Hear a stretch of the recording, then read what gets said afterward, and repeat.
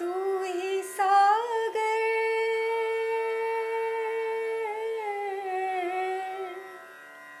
तू ही सागर है तू ही किनारा ढूंढता है तो किसका सहारा ढूंढता है तो किसका सहारा। સત્યાનુભૂતિ માટેનો વ્યાયામ.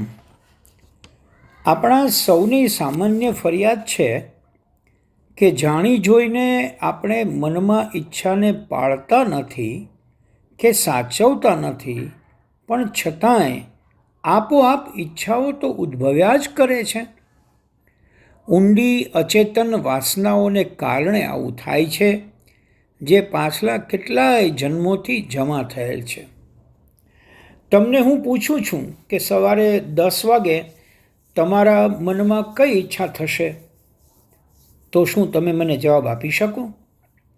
અને આપો તો એ કાલ્પનિક ઘડી કાઢેલો હોય ને.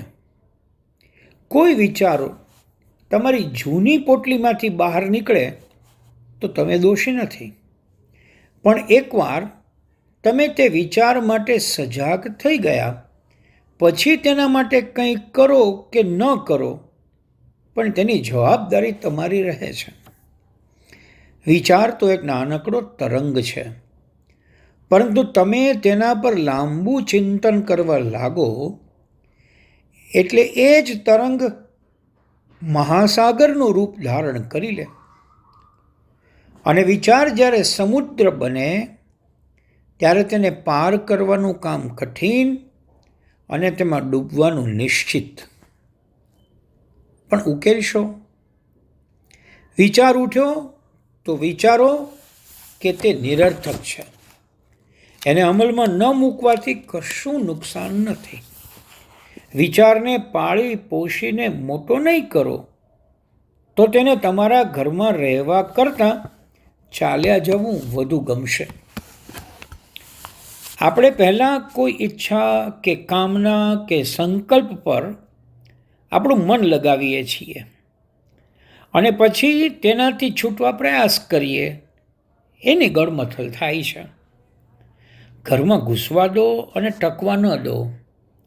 આ તો વિરોધાભાસ થયો અને એટલે ક્લેશ થયો. સ્વામી શ્રી ચિન્મયાનંદજી કેટલાક માણસોની પગ હલાવ્યા કરવાની આદત વિશે સરસ વાત કરે છે. આવા લોકો એમ કયા કરે કે શું કરું, પગ તો એની મળે હલ્યા કરે છે. આ ટેવને જેટલી વધુ રોકું છું તેમ પગ વધુ હલાવ્યા કરવા પડે છે. સાચું પૂછો તો પગને શક્તિ કોણ આપે છે કે જેથી તે હલે? જાણતા કે અજાણતા મનને જો આપણો ટેકો ન મળે તો જાતે કંઈ ન કરી શકે. મનને પણ શક્તિ આપણે જ આપીએ છીએ. કોઈ પણ વિચાર પાછળની શક્તિ હટાવી લેવાનો સરળ ઉપાય એ છે કે એ વિચારને મનમાં આશરો ન આપો. ખોટો વિચાર ઘરમાં ઘૂસ્યો એટલે ઈચ્છા જન્મશે. ઈચ્છા કોઈ પણ ભોગે પૂર્ણ કરવાનો લોભ જાગશે અને નહીં થાય તો ક્રોધ થશે અને ફાઇનલ પ્રોડક્ટ તરીકે ભય તમને ઘેરી લેશે. આપણા રાગ દ્વેષ, ઈચ્છા, અપેક્ષા દૂર થશે તો ક્રોધનું કોઈ કારણ નહીં રહે. મૂલો નાસ્તિ કુતો શાખા. અહીં જરા ચોખવટ કરી લઈએ. સામાજિક એકતા, વ્યક્તિત્વ વિકાસ માટેની કે ધર્મ વિરુદ્ધ ન હોય તેવી ઈચ્છા અપેક્ષાઓ છોડીને નફકરા થઈને બેસી જવાની અહીંયા ભલામણ નથી કરતો. રાગ દ્વેષ પ્રકટ કરાવે તેવી ઈચ્છા અપેક્ષાને નો એન્ટ્રી કહેવાનું કહું છું. સવારે વહેલા ઉઠવાની કે ધ્યાન કરવાની કે સેવાદાન કરવાની કે સતત કામ કરતા રહેવાની ઈચ્છાઓ છોડવા બેસીશું તો જીવનમાં કશું જીવવા જેવું નહીં રહે. ભજનની પંક્તિ સાચી પડશે. काम न छोड़ा क्रोध न छोड़ा नाम जपन क्यों छोड़ दिया। પ્રતિકાત્મક ક્રોધ તો ભારે ઘાતક છે. ક્રોધ એક કોટ છે, એને કીટી પર ટાંગી રાખવાનો છે. આપણે ઈચ્છીએ અને જરૂર હોય ત્યારે તેને કીટી પરથી લઈને પહેરી લેવાનો અને પછી પાછો ત્યાં લટકાવી દેવાનો. ક્રોધ નામનો કોટ 24 કલાક પહેરીને ન રખાય. ઘણા લોકો તો ક્રોધને પહેરતા નથી, પોતાની ખોપરીમાં જ ભરી દે છે. ઈચ્છા પૂરી ન થાય તો ક્રોધ, અને ઈચ્છા ઝટ પૂરી થઈ જાય તો લોભનો જન્મ થાય. આવશ્યકતાને સીમા હોય છે, લાલચને કોઈ હદ હોતી નથી. ભગવાન બ્રહ્માજી લોકોને ઉપહાર વહેંચી રહ્યા હતા. બધા લોકો પોતપોતાનું પાત્ર લઈને આવ્યા હતા અને બ્રહ્માજી તેમાં પૈસા કે બીજી ભેટ નાખી પાત્રને ભરી દેતા હતા. એક વ્યક્તિ વિચિત્ર પાત્ર લઈને ત્યાં આવી ગઈ. તેના પાત્ર પર કપડું ઢાંકેલું હતું. બ્રહ્માજીમાં કેટલું બધું નાખ્યું પણ પાત્ર ભરાયું નહીં.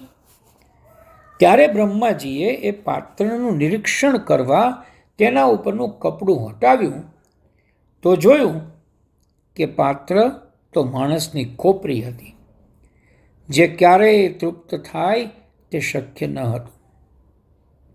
લોભનું એક બીજું વ્યક્તરૂપ ઈર્ષ્યા છે. મને જે જોઈએ છે તે બીજાને મળી ગયું તો તેની ઈર્ષ્યા. અદેખાય, કોઈ મારાથી આગળ કેમ ગયું? સંસ્કૃતમાં ઈર્ષ્યા માટે શબ્દ છે મત્સર. મતઃ સરતી એટલે કે તે મારાથી આગળ જઈ રહ્યો છે. લાલચુ અને ઈર્ષાળુ પડોશી હતા. લાલચુને વધુ મળે તો ઈર્ષાળુ પણ વધુ માટે મથતો. લાલચુએ ઘર છોડી દીધું તો ઈર્ષાળુએ ઘર છોડી દીધું.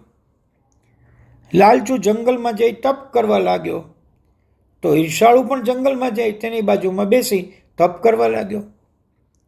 બંને સ્પર્ધામાં હતા, એટલે કાચા પડે તેમ ન હતા. ભગવાન શિવ તો ભોળાનાથ. બંનેના તપથી પ્રસન્ન થઈને કહ્યું, તમારા તપથી ખુશ થઈ વરદાન આપવાની ઈચ્છા છે, પણ શરત છે.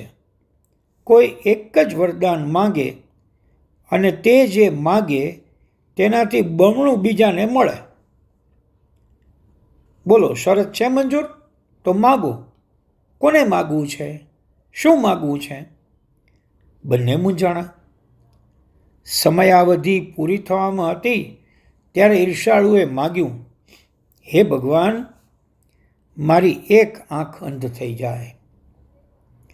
ત્યારથી કહેવાય છે કે લોભ માણસને અંધ બનાવી દે છે. સત્યની અનુભૂતિ માટેનો વ્યાયામ એટલે ભયથી દૂર જવાની ભેટ.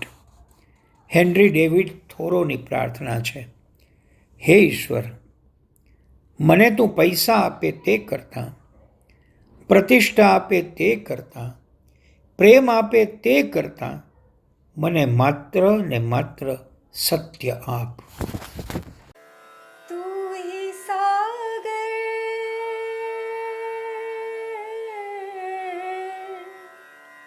तू ही सागर है तू ही किनारा ढूंढता है तो किसका सहारा ढूंढता है तो किसका सहारा.